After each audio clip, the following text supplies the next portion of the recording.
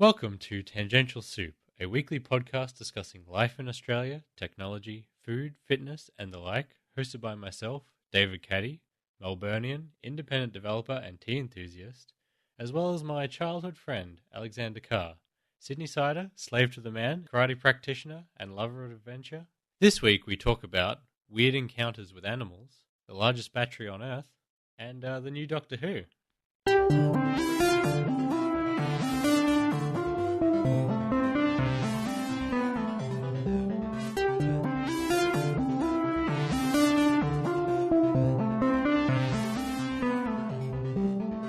I obviously grew up in the country, as did you, but I was a bit more country than you were in central Victoria. That's true, yeah. As a result of this, I had quite a few encounters with some animals, some quite distinctly Australian animals as well. What kind of made me think of this is at the moment in my house there is living, obviously in a cage, a snake, and in a separate cage right next to it, a lizard. You've got a snake too, do you? I thought it was just a lizard. There was just a lizard. Now there's a snake as well. Neither of them belong to anyone who actually lives in this house at the moment. There's just my housemate is looking after the snake for a friend, and her partner owns the lizard. So that's the situation at the moment. The snake itself is actually very interesting because it's only a baby snake. So it's about the size of, it's about as thick as, well, my pinky finger. I'm not sure how thick everyone else's pinky finger is. And apparently, if it bites you, it won't do any damage. So it's like a constrictor type snake. Oh, it'll squish you to death. Yeah, so it squishes you to death. So if it bites you, it doesn't do anything. And it's just a baby. So obviously when it grows up, it'll be about 1 meter long. But in the meantime, apparently what it would eat in the wild would be baby mice and things like that. Babies. So baby snakes eat baby mice. I guess that makes sense. In a dog-eat-dog world. Well, snake eat mouse world. That's right. Yeah, and it kind of got me thinking about other experiences I'd had with certain animals. Probably a standout one from my childhood was when we were out the back of my property. So as you may remember, David, we had about 4 acres in Victoria, in the country. So it wasn't a small place. Yeah, lots of very hilly land. It was very hilly land, yeah. So you couldn't farm anything on it really. Keep some animals on it maybe. But we went out the back of our place one day. I think Dad was perhaps doing something with the with the property out the back, and I was with him trotting around in my gumboots, and we found this dead kangaroo. Now they're not that uncommon in the country. Like as you well know, they get hit by cars all the time. But this one was just lying on the ground, deceased. And as I approached it, I saw a tiny little baby head poking its way up from behind the kangaroo. So we think that the mother had got bitten by a snake. And we found this little Joey, which is the name for a baby kangaroo. And we took it inside, and because I was the one that found it, we named it after me. So it was called Alexander Joey. And basically, we kept this Joey. I think we probably wouldn't have even had it for a day, or maybe we had it for a day. And there was a local wildlife expert who we gave it to. But yeah, we found this baby kangaroo, and we fed it some, because we called up this lady straight away, I think, and she told us we could feed it some warm milk and bread. So we gave it some warm milk and bread, just to keep it going. And yeah, we kind of gave it to her, and I actually visited this kangaroo. I think it was probably a year later, maybe. And it had gotten pretty big, as kangaroos do. I think it was about as taller than me actually at the time.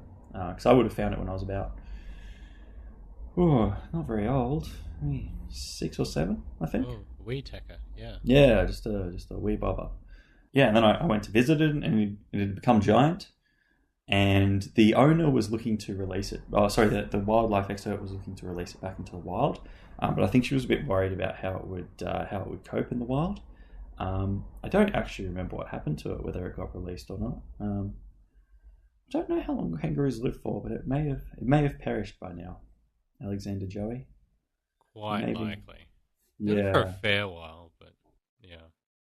It'd be a good, at the very least, 15 years, but I think a bit longer than that. Mm, I wonder if it still thinks about its mum. maybe. Or Possibly. you. Or me, perhaps. The knight in shining gumboots. Remember when we were always walk back from the high school when we're going home, and so often there was just kangaroos sitting in that little parky bit. Yeah. Yeah. And when we used to have the German exchange students staying at our house, and I'd always say, "Oh, we'll find some kangaroos for you to look at," and then we'd go out and walk around, and there were none there. But then every time they were away, you'd see some kangaroos. I know. There's people in the city that get so excited to see them too, and I'm like, I've seen them so often. Yeah, yeah. They're a good-looking animal, but yeah. Oh, yeah, and they're massive as well. You don't really appreciate it until you're near them. Powerful. But especially the males are very, very big and very powerful. They're all muscle. You've eaten kangaroo meat, haven't you? Yeah, it's a fantastic piece of meat. Yeah, I quite like it. I highly suggest people try it. It's good. It's got quite a strong taste, but very nice. So that was that particular animal experience. Just sticking with the very Australian animals, there was a time when I would have been even younger, probably under 6 years old, and I remember walking down to walking down the steps at the front of our house, and there was a dead koala sitting there. And it seemed like, unfortunately, our dog had killed it, although I don't think we were quite sure at the time whether our dog was the sole source of this koala's death or something else had happened. But they're big animals as well, and they're really sturdy. Like if you poke them, they're not soft and squishy like maybe a cow. If you poke a cow, they're hard. They're rocky animals. Kind of like a wombat. Wombats are really hard. They'll do a lot of damage to your car if you hit them. Yes. Same with kangaroos, though. Probably our overseas listeners might not realize, but if you hit a kangaroo with your car, which is quite common in Australia, like it happens quite a bit, it will destroy your car. Like it will crush the front unless you've got some kind of bull bar on the front of your car. It will crush the front of your car and it can do quite a lot of damage to it. Yeah, unless you've got a heavily fortified vehicle, you can ride it off pretty quick. Well, yeah. Have you ever been in a car when it's been hit by a kangaroo? I haven't, no. Yeah, I think I was in one. Although the kangaroo wasn't actually killed by it, and it wasn't like a huge crash, but the kangaroo was bouncing, and it hit the bonnet. Well, kind of it bounced into the way as kangaroos do, and it was in the air when the car hit it, so it didn't like smash directly into it. And I don't think we were going at a high speed either.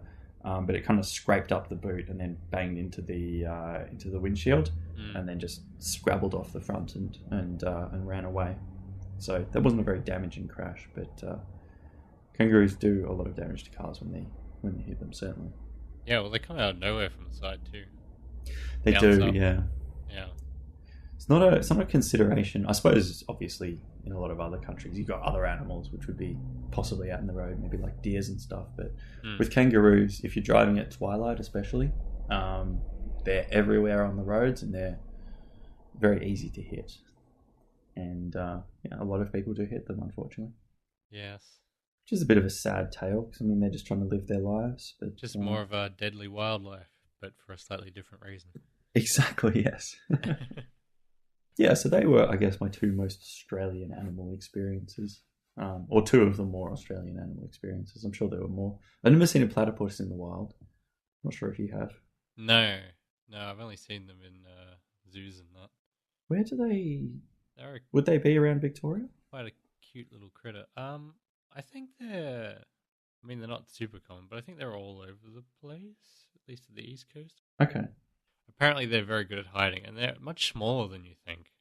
Yeah, they are. Or at least I always thought. No, they're quite tiny. Yeah, they fit in your hand quite well. Not in your hand, but in your hands quite easily. Yeah. Yeah. Get a few spiders. Don't see any redbacks in the city though. Do you know a spider experience that has really stuck with me? This has happened twice in my life, and it seems unbelievable that this same thing would have happened twice, but it has. So those big huntsmen that you get in the country, and they seem to be a lot bigger in the country than they are in the city, at least in my experience. there have been two separate occasions where I have put on a shirt, and I think the reason for this was my shirts, we used to hang our washing outside on the fence, obviously in the country. So I assume they just crawled from wherever they were living there. But there have been two separate occasions in my life where I've put a t-shirt on, and then at some point shortly after this, I've looked on my shoulder and there has been a huntsman sitting on my shoulder. Wow. And both times I had identical reactions. So I took the shirt off, started screaming. So threw the shirt off me, started screaming and running away from that particular shirt. And I remember it happened once when I was sitting at the end of the driveway. And I don't know if you remember our driveway, but it's quite a long downwards, downwards kind of dirt road. And I ran the whole driveway yelling and like, you know how you do that thing when you pat yourself off when you're running to try and get rid of any of the insects. So I did that. Oh, that was actually quite traumatizing. It's funny because I never remember being like that afraid of spiders when I was a child, but I think towards my teenage years I started being afraid of them, and I wonder if it had anything to do with those particular incidents, because I don't specifically remember. Like, I mean, nobody wants a huntsman spider on them, I would imagine, or at least not many people do. It's a pretty neat trick appearing on your shoulder like that there. Well, they must have both been on my back, I assume, or perhaps on the pants that I put on, and then they crawled up. But yeah, my God, it's a horrible experience there, and you don't want it to happen to you. And I'm sure that if I was listening to something like this and I was the type of person that did this, I would be feeling like I had spiders crawling on me right now, which I actually sort of do.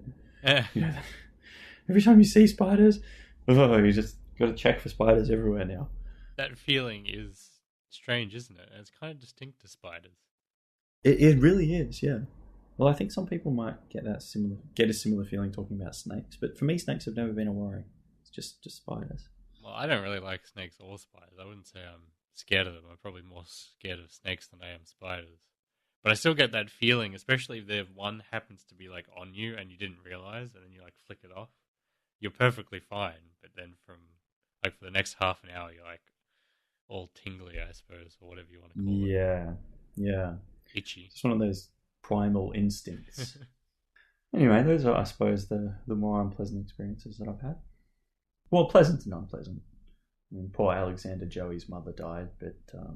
That's a good name for an animal. You should make like a kid's children's book. Alexander Joey. I could. Like Black Books' elephant one. Oh, yes. You know, another thing that happened to me around baby animals, I also found a baby magpie. Oh, yeah. And we kind of raised that baby magpie for a while. It's quite an ungrateful animal. I think we looked after it for maybe a few weeks, and then it flew off and never came back. Well, what were you expecting? I just wanted a regular magpie friend, you know. That's what I was hoping for. That would go thieving for you. Exactly. Yeah, steal some shiny stuff. Did you see that Elon Musk and Tesla are going to build the world's biggest battery for South Australia? I did indeed hear about that. To help with a bit of their energy crisis. Yeah, which is an incredibly good idea, actually, and I very much like it. Mr. Musk said he could build it in like 2 months or something, I think. Didn't he say December was the deadline? Oh, okay. By the end of this year, maybe he said. Yes, I think perhaps that was it. Pretty ambitious there. What they're trying to pull off. I very much like Elon Musk. I think he's a very inspirational man, very very focused and quite a cool guy. I don't know what it'd be like to work for him, but I agree. Yes, I think it would be horrible to work for him, to be honest. He seems to burn out people pretty quick. Yes. Kind of like Steve Jobs in that way. Well, I suppose when you've got that type of driven personality, which obviously he and Steve both have, people can't really keep up with you. No. And you want things faster than anyone can actually practically do it. Yeah, exactly. And then even if you're doing a good job, you know, you're not going to be necessarily rewarded for it in the way that you might like or expect or hope. No, good's never good enough. Yes, exactly. exactly. which is hard. There are a few people that thrive under that sort of pressure, but I don't know for how long. Yeah, well, it would be incredibly draining to work with.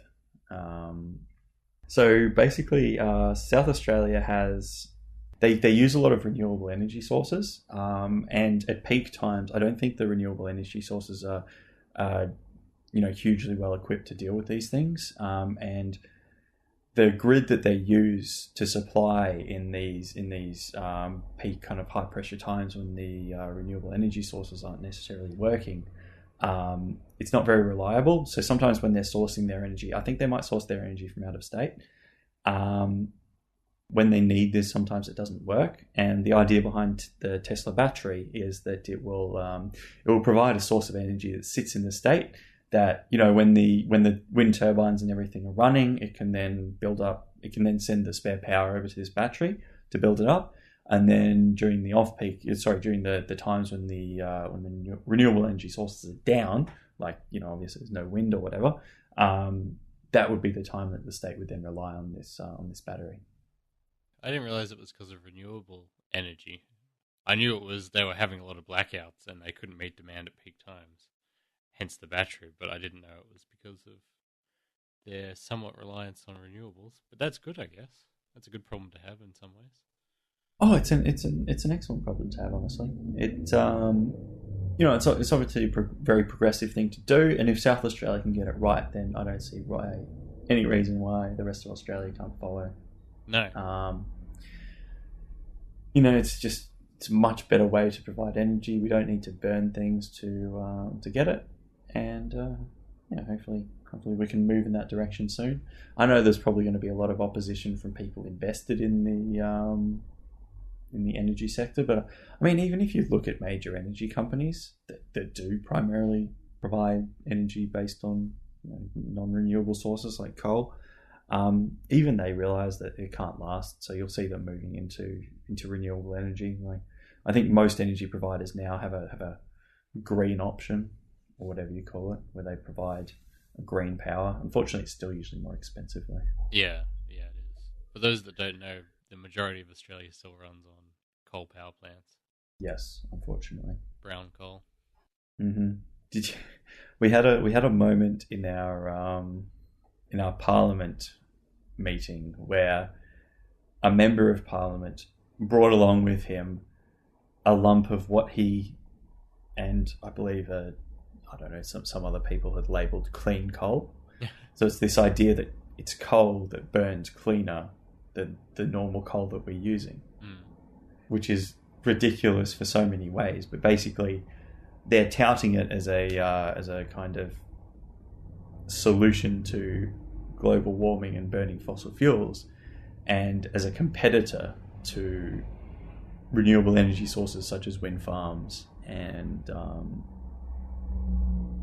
water generated power and things like that. Yeah, well, that is laughable. Although clean coal is kind of a thing, right? It's not actually clean, but it is marginally cleaner than the absolutely terrible regular coal. Yes, exactly. Yeah, so it burns cleaner, yes. But obviously it's still not a good solution because we're still going to be burning things. Yes.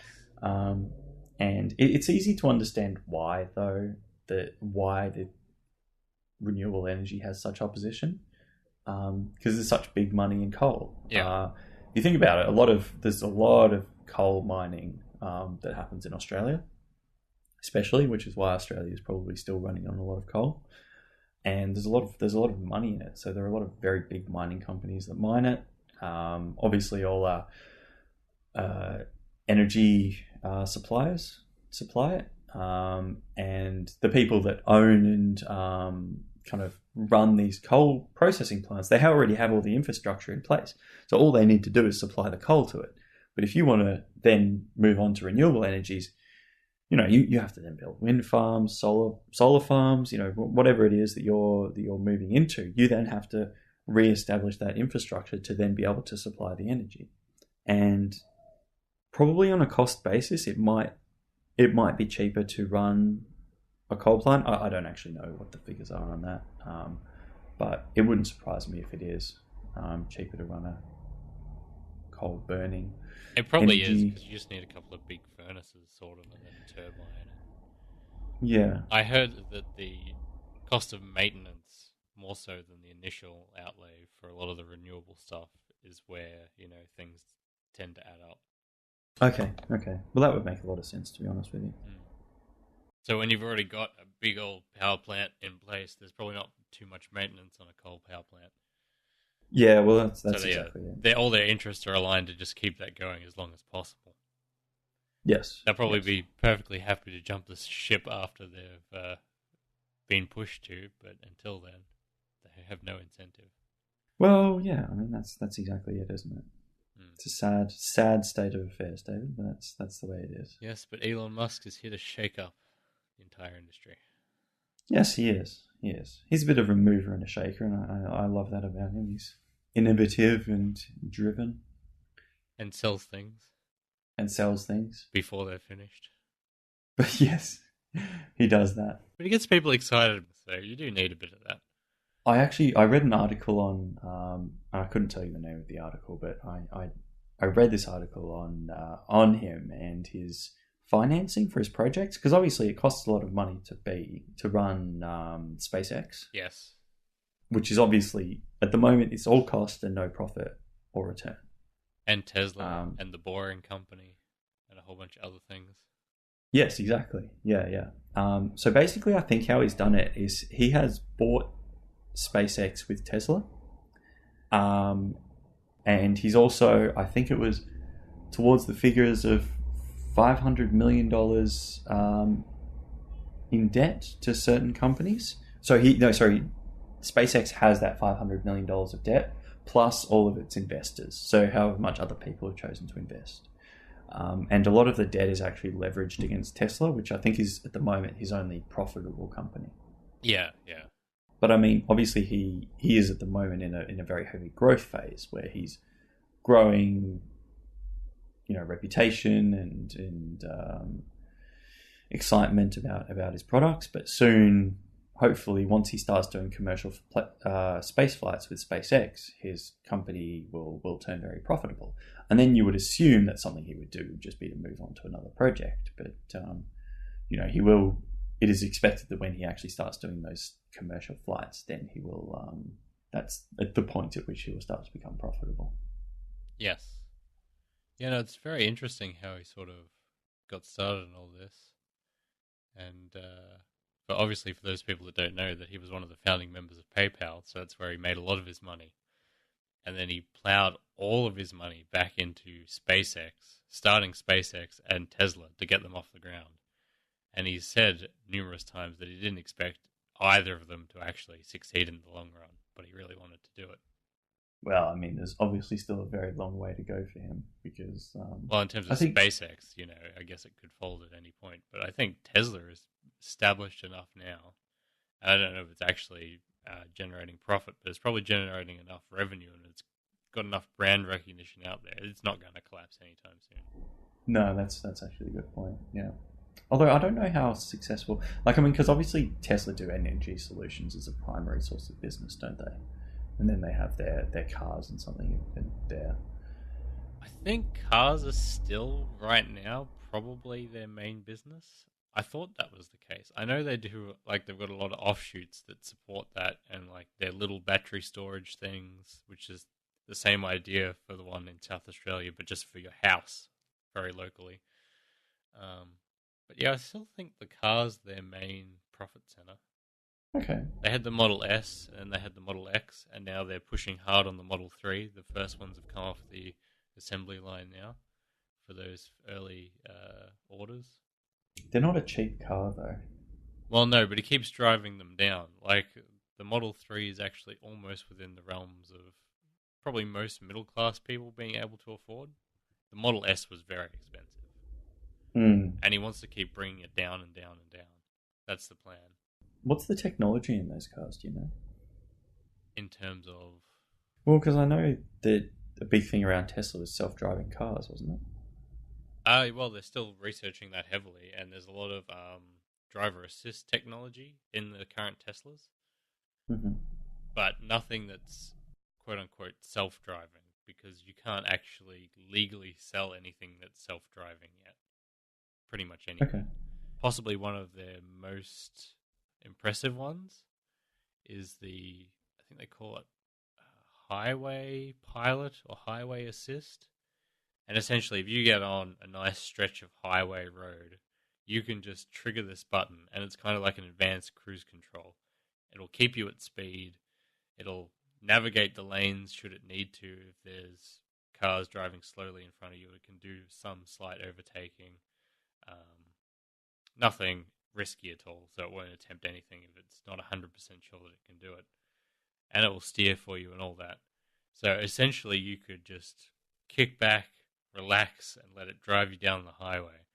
But they never advertise it like that, and it's at any moment it could like throw up its hands and go, I don't know what to do here. And so it expects you to be able to take over control at any moment. And so that's the product that's out there at the moment. My understanding of that would be, though, it wouldn't just leave you and then crash the car. It would leave you and then possibly stop the car. What it does is it starts beeping at you excessively, and then it starts to decelerate and brake and try to do the safest thing possible, but yes, come to a stop. Okay. But if it sees some sort of hazard, right, it'll might start automatically applying the brakes and that, but it will ask you to take control. Okay. Like, did you see that awesome video? I'll put it in the show notes for people if they haven't. That there's this car driving along and it has a dash cam on it. Mm-hmm. And then there's down the road, further in front of it, there's two other vehicles. And then the Tesla all of a sudden starts beeping. Mm-hmm. And from the footage, you can't see anything. And then all of a sudden, one of the cars in front gets clipped and just like crunches and rolls over. And the brakes are already being applied while it's making a beeping sound. And obviously that car, the Tesla, is perfectly fine. And it possibly would have been, from the distance behind it would have been, if the person was, if the safety systems hadn't kicked on. But the fact that it could recognize it from what was visible is crazy. Because if you look at the footage, you'd be hard-pressed to tell that there was any potential danger there. But the system knew. That's amazing, actually. It is. Super advanced image recognition. Something that's always fascinated me as well with that type of system is what happens when we get to the point where we have fully developed, a system that's well enough developed and trusted that people don't have to drive their cars anymore. Then you have a situation in a car where the car has the opportunity to save the driver but sacrifice another person. So an example of this might be either it could run the car into a large object that's just suddenly appeared in front of it, or it could swerve onto a footpath and hit somebody else. Yes. Well, this is one of the classic dilemmas with this sort of stuff, right? Mm-hmm. But at the end of the day, is it really going to come up that much? And really, any of these systems are going to be better because they can react so much faster than a human driver. So sure, it might have some sort of emotion that you could say should be built into it, and perhaps it can. But as soon as you have a system, you have to either mandate it to try to take into account the most lives possible or something. But even when you have a situation like that, save the driver versus save maybe a group of people, maybe the odds are actually far better of saving the one life than the others or something like that. And really, you can never actually program in a resolution for all these various subtly different scenarios. So I think at the end of the day, unless it's mandated, manufacturers will try to build a system that just saves the person in the car. And every car will be doing the same thing, right? Mm. And then when every car can talk to each other, it'll be just accidents, tragic accidents will still happen, and liability lawsuits will be fought for years.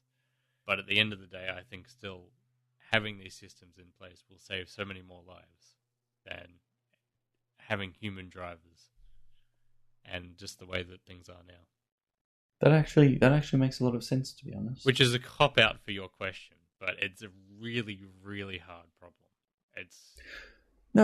How could you can't mandate it? How could you actually think of every possible scenario? It's really not possible. It's actually a very good point, because I'd never thought of that. But of course, it's the devil is in the detail or Yeah. something like that, isn't it? Yeah. Yeah, obviously every situation will be very slightly different, but it's funny you say save the driver. I mean, what happens then if you have saved the driver, but you've involved someone who's completely unrelated to that particular incident in that situation just to save the driver? Yeah.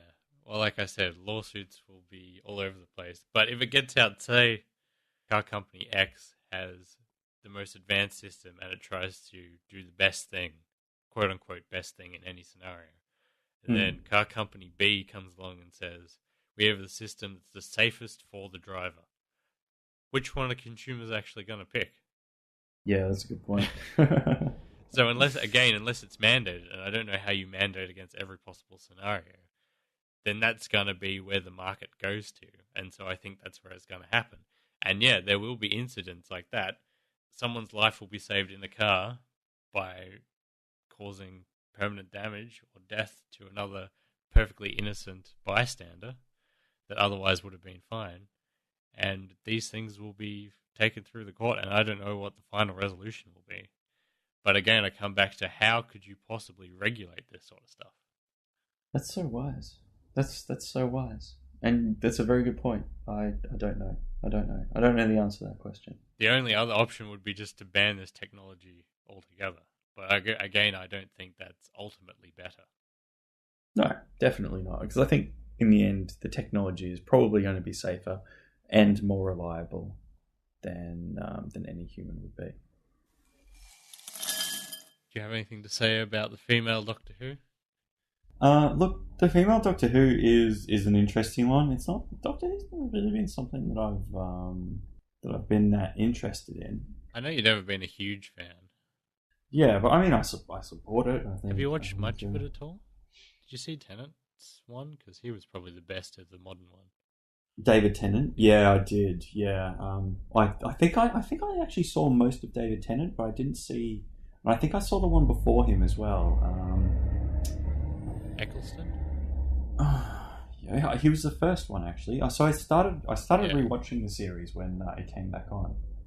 So I saw him and then I saw David Tennant, but I didn't really see anything else. Yeah, I sort of stopped watching it with Matt Smith, and then I started again with Peter Capaldi, but I've dropped off again. So I think, the series probably did need a bit of a shot in the arm. Do you know if it's still doing well? It's doing pretty well. Like, it's not going gangbusters. I think it has done better. But it's still going certainly well enough to support, continual production. Okay, that's good. Because it does well outside of its native market too, right? Like, it's obviously made by the BBC, and it does well in the UK, but it does also very well in the States, and it does well in Australia, and I assume in many other places, because it's just such a long-running franchise. Yeah, well, that's the thing, isn't it? You got to keep your audience engaged somehow. It's a bit disappointing how many people have reacted negatively to this announcement, though. That Jodie Whittaker, is it Jodie Whittaker? Is the new Doctor Who? I did read the article, and I'm not actually too sure, to be honest, what her name is. She was in something else, wasn't she? That earned her some critical acclaim. Yeah, it is Jodie Whittaker. Yeah, well, I mean, not to dismiss her, and I'm sure she's very talented, but I suppose it does seem to be her gender more so than anything else that has stirred up some controversy. Well, look, I mean, the whole thing is the Doctor Who came from a time when, especially something like this, a soap opera would really only have a strong male lead and maybe, I don't know what you call it in film, a weak female follow or something like that, which is exactly what it has. I mean, yeah, it has. Yeah. Over the journey, they've had so many companions. Yeah, exactly. So I think it's good to mix things up. Absolutely, and there's no reason with the story that he has that he can regenerate into basically anything. Why would you not do this? Exactly. That was my first thought. As a man, why wouldn't you regenerate as a woman? Yeah. Thank you for listening, and thanks again for joining me, Alex. Not a problem, David. Pleasure as always. You can follow us on Twitter at Tangential Soup. Also, please consider supporting us on Patreon, and we will see you next week. Bye. Ciao.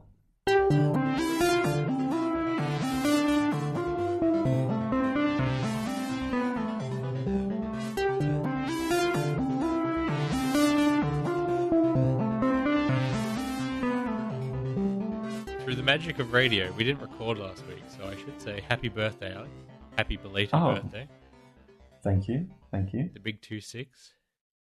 The big 2-6, which is coming up for you very soon as well. Oh my god, it's today! Yes, it is. I'm a terrible friend. No, it's fine, Alex. Happy birthday, David. I assumed you knew. I did not know. Because we're exactly a week apart. You'd think I would know, but I obviously didn't. Oh my gosh, that's terrible.